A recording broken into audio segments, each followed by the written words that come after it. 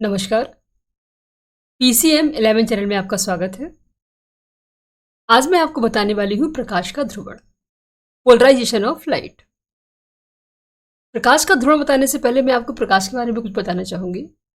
हम सभी जानते हैं कि प्रकाश विद्युत चुंबकीय तरंगें होती हैं, और विद्युत चुंबकीय तरंगों में क्या होता है कि इसमें विद्युत क्षेत्र और चुंबकीय क्षेत्र के कंपन तरंग के चलने की दिशा के लंबवत तल में कंपन करते हैं। फिर समझ लीजिए, विद्युत चुंबकीय तरंगों में, इलेक्ट्रोमैग्नेटिक वेव्स में तरंग संचरण की दिशा के लंबवत विद्युत वेक्टर और चुंबकीय वेक्टर कंपन करते हैं। चित्र देखिए आप, इसमें चित्र के माध्यम से एकदम क्लियर हो जाएगा आपको। यहां देखिए, एक्स डायरेक्शन में तरंग चल रही है, प्रकाश तरंग।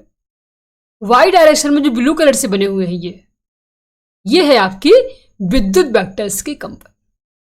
और जेड डायरेक्शन में देखिए, जो रेड कलर से ये तरंग बनी हुई है, यह है आपकी चुंबकीय तरंग। तो आप स्पष्ट रूप से देख सकते हैं कि इसमें विद्युत वेक्टर और चुंबकीय वेक्टर एक दूसरे के साथ लंबवत होने के साथ साथ तरंग संचरण की दिशा के भी लंबवत होते हैं। फिर देख लीजिए, एकदम क्लियर है आपका। ये देखिए, एक्स डायरेक्शन में प्रकाश की तरंग चल रही है, विद्युत वेक्टर के कंपन वाई डायरेक्शन में हो रहे हैं, और जेड डायरेक्शन में चुंबकीय वेक्टर कंपन कर रहे हैं।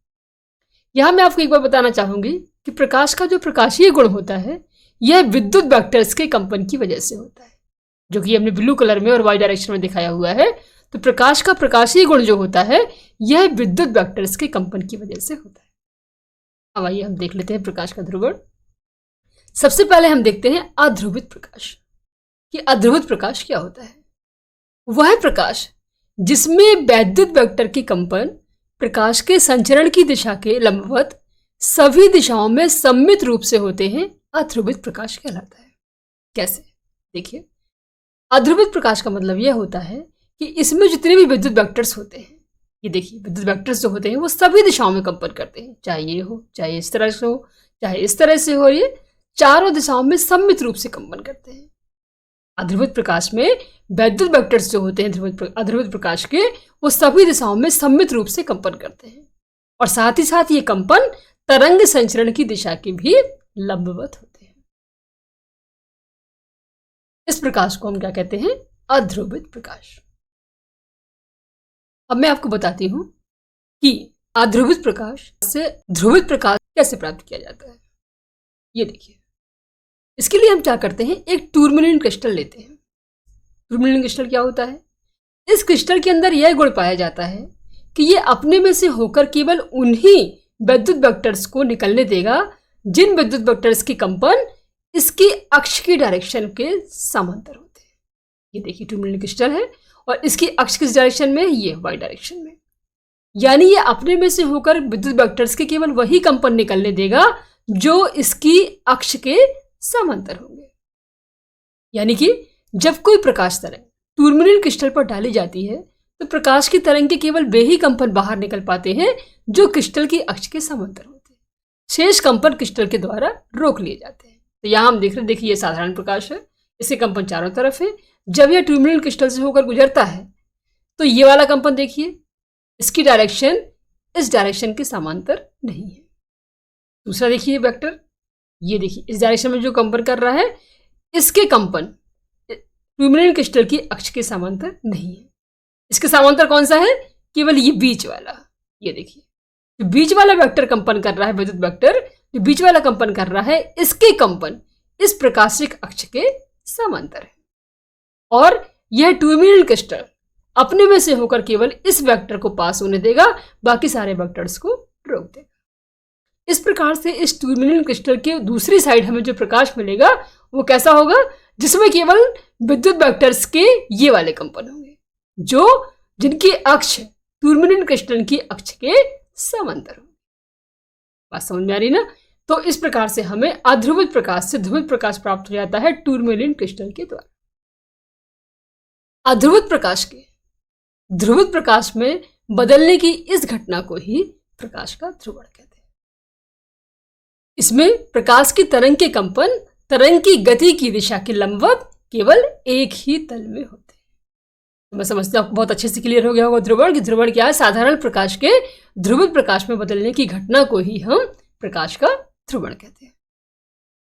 अब प्रकाश का ध्रुवण जब हम देखा तो हम ये देखते हैं कि ध्रुवित प्रकाश जो हमने प्राप्त किया है, हम कैसे कंफर्म करेंगे कि वह प्रकाश ध्रुवित है।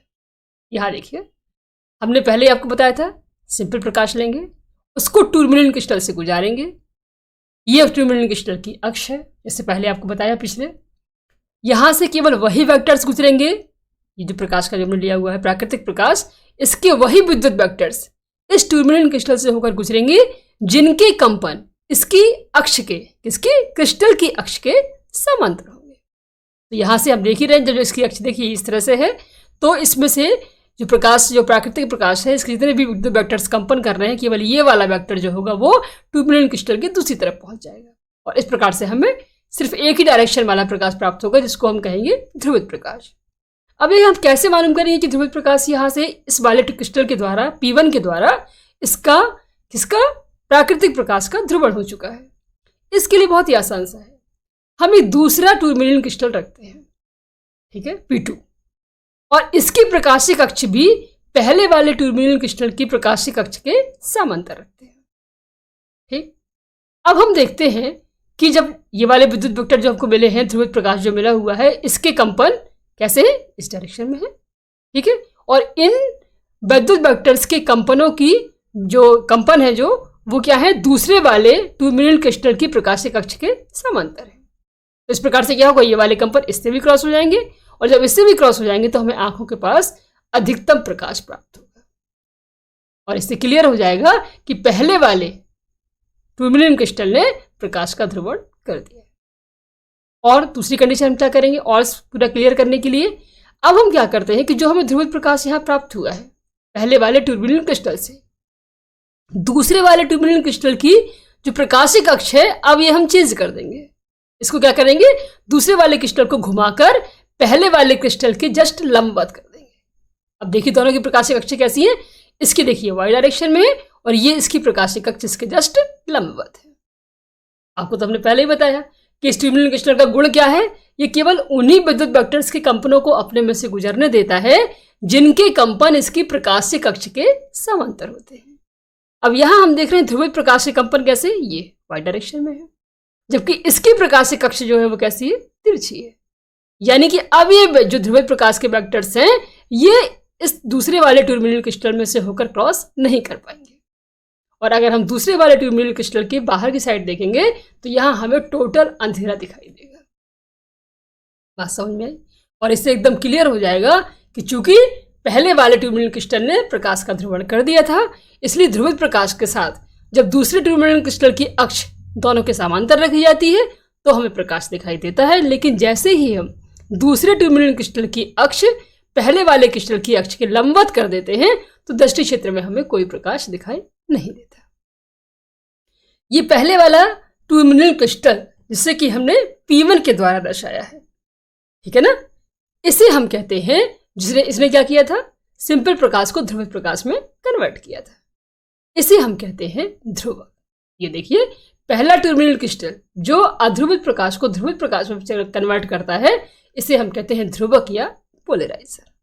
और दूसरे वाले ने क्या किया, इस P2 ने क्या किया था, इस P2 ने P1 के द्वारा निकले हुए ध्रुवित प्रकाश का परीक्षण किया कि ये P1 ने साधारण प्रकाश को ध्रुवित प्रकाश में कन्वर्ट किया या नहीं किया। इसे हम कहते हैं एनालाइजर। तो जब दूसरा ट्यूबमेल क्रिस्टल जो पहले क्रिस्टल से निकलने वाले ध्रुवित प्रकाश की परीक्षा करता है कि वह ध्रुवित है या नहीं है, इसे हम कहते हैं एनालाइजर या विश्लेषक। बात समझ में आ गई? तो पहला कहलाएगा आपका ध्रुवक और दूसरा कहलाएगा विश्लेषक। इसके बाद हम देखते हैं ध्रुवित प्रकाश। ध्रुवित प्रकाश जैसे हमने अभी आपको बताया, ध्रुवित प्रकाश में क्या होता है, विद्युत वेक्टर के कंपन तरंग संचरण की दिशा के लंबवतल में केवल एक ही दिशा में होते हैं। ये देखिए, इस प्रकाश को हम समतल ध्रुवित प्रकाश भी कहते हैं।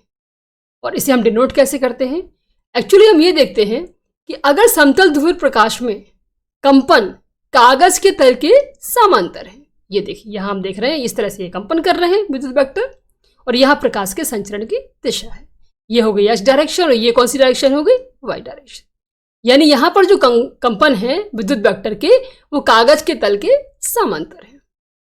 ठीक है, तो इनको हम चित्र जब बनाएंगे तो किसके द्वारा व्यक्त करेंगे, इस तरह से तीर के द्वारा व्यक्त करते हैं। ठीक, लेकिन अगर समतल ध्रुवित प्रकाश में कंपन जो है वो क्या है, कागज के तल के लंबवत हो। लंबवत का मतलब क्या होता है, जैसे आप मान के चलिए कि बेड पे बच्चा कूदता है ना, तो बेड हो गया आपका कागज, ठीक है, और ऊपर नीचे वो कूद रहा है तो वो क्या कहलाएगा, उसके लंबवत। तो अगर विद्युत वेक्टर के कंपन जो है वो क्या है, कागज के तल के लंबवत है, यानी कि जेड डायरेक्शन में है, तो उसे हम किस तरह से व्यक्त करते हैं, इस तरह से बिंदुओं के द्वारा व्यक्त करते हैं। ठीक है, समझ में आ गया ना। तो समतल ध्रुवित प्रकाश जो होता है उसमें विद्युत के वेक्टर केवल एक ही डायरेक्शन में होते हैं, लेकिन अगर वो विद्युत वेक्टर के कंपन कागज के तल के समांतर होते हैं तब तो उसको हम तीर के द्वारा व्यक्त करते हैं। लेकिन अगर वो विद्युत वेक्टर के जो कंपन होते हैं वो कागज के तल के लंबवत होते हैं तो उस कंडीशन में उसको हम डॉट डॉट के माध्यम से व्यक्त करते हैं। अगला है आपका कंपन तल। कंपन तल क्या होता है, समतल ध्रुवित प्रकाश में वह तल जिसमें प्रकाश के विद्युत वेक्टर की कंपन तथा प्रकाश के संचरण की दिशा दोनों होती है, कंपन तल कहलाता है। ये देखिए हमने एक तल लिया है ABCD।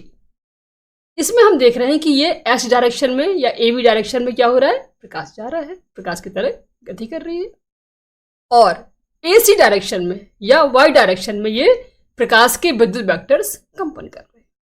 यानी जो हमने ABCD तल लिया हुआ है इसमें आप देखिए प्रकाश के चलने की दिशा भी है और विद्युत वेक्टर्स के कंपन भी। इस तल को जो हमने ABCD तल लिया हुआ था, इस तल को ही हम कंपन तल कहते हैं।